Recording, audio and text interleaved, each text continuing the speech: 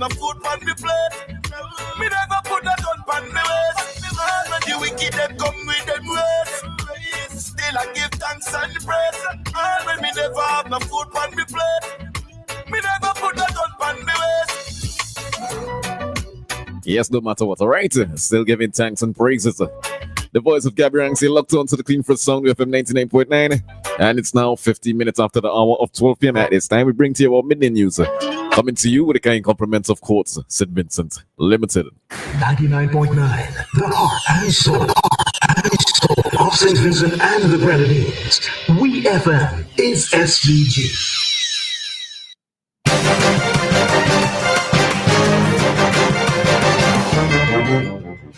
Good afternoon and welcome to WFM's Midday News, brought to you with the kind compliments of Courts St. Vincent Limited. Shop with confidence at Courts. Get the lowest prices guaranteed. Get appliances, furniture, electronics, and so much more. If you find a lower price on any other products elsewhere, we'll match the price. Plus, we'll give you back 110% of the difference. Shop with confidence only at Courts. Bringing value home. Special conditions apply. Welcome back to WFM's Midday News, brought to you with the kind compliments of Courts St. Vincent Limited. First, on the local scene, police on September 17, 2025, arrested and charged Gilnis Samuel, a 40-year-old chef of Chateaubelair, with the offenses of assault and damage to property.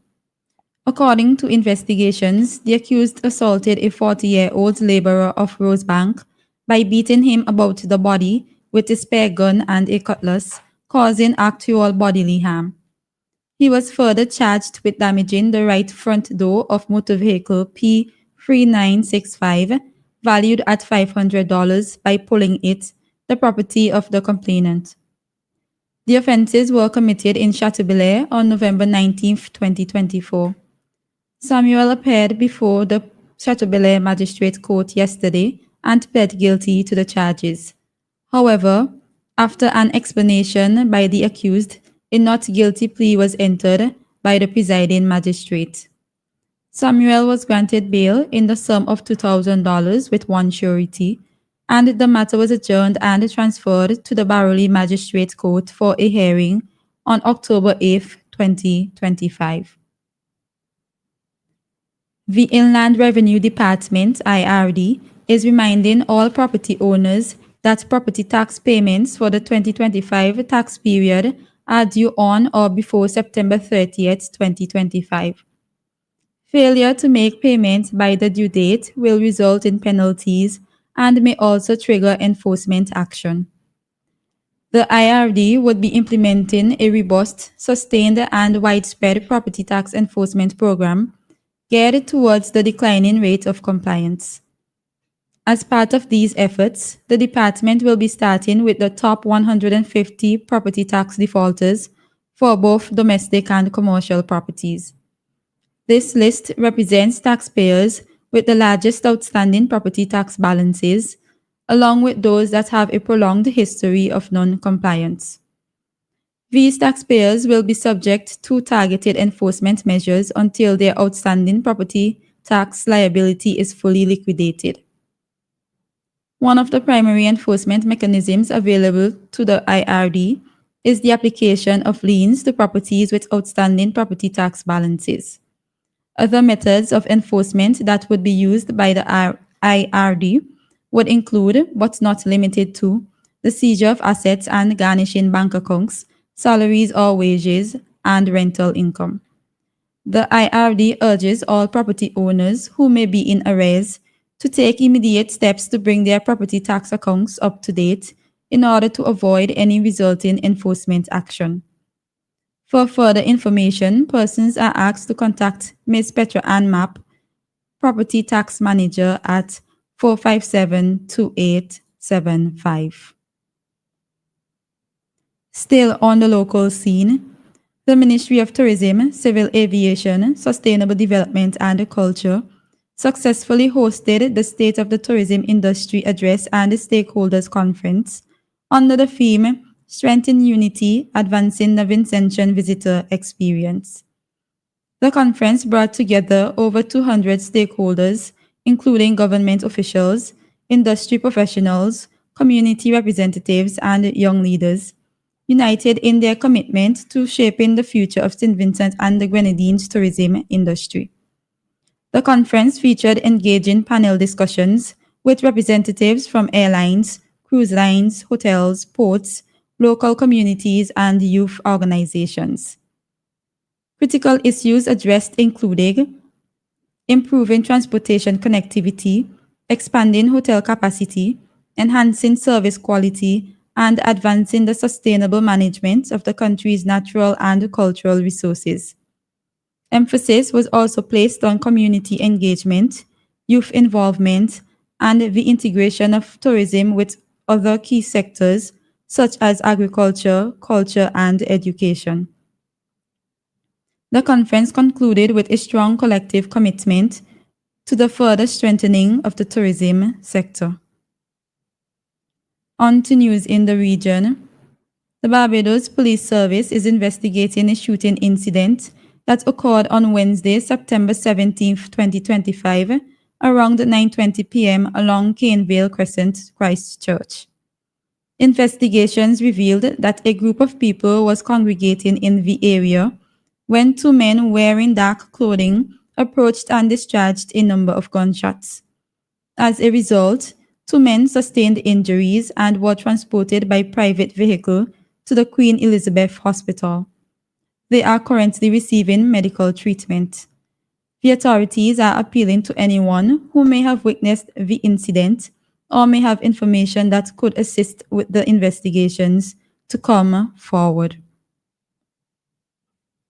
In a move aimed at regularizing vending in Castries, St. Lucia, the Castries Constituency Council, CCC, has launched a new lease-to-own initiative for 22 mobile vending caravans to empower small business operators, according to officials. The arrangement, which was officially formalized during a ceremony at the CCC, held on September 17th, will allow selected vendors to eventually own their vending units outright. Under the terms of the agreement, each vendor will lease their assigned caravan for a period of 3.5 years, paying $1,800 monthly. At the end of the lease, once all payments have been completed, ownership of the caravan will be transferred to the vendor for $1. Vendors are required to insure the caravan under both their name and the name of the CCC for the duration of the lease. The initiative comes in response to long-standing issues surrounding unregulated and ad hoc vending in the capital. The council will retain partial ownership of the caravans until the lease agreements are fully completed. On the international scene, at least 10 people have died and 25 others injured after a fire broke out in a high-rise building in Lagos, Nigeria's commercial capital.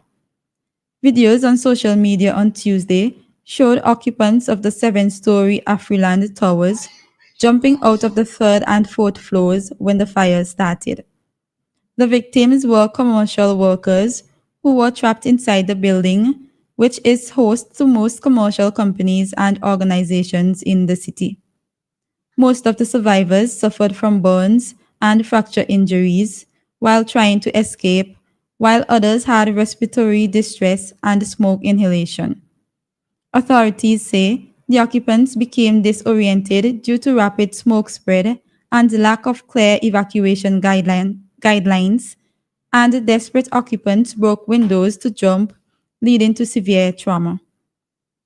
In a statement, the Lagos State Emergency Management Agency said the fire, which lasted for hours, started in the basement of the building where electrical equipment was installed.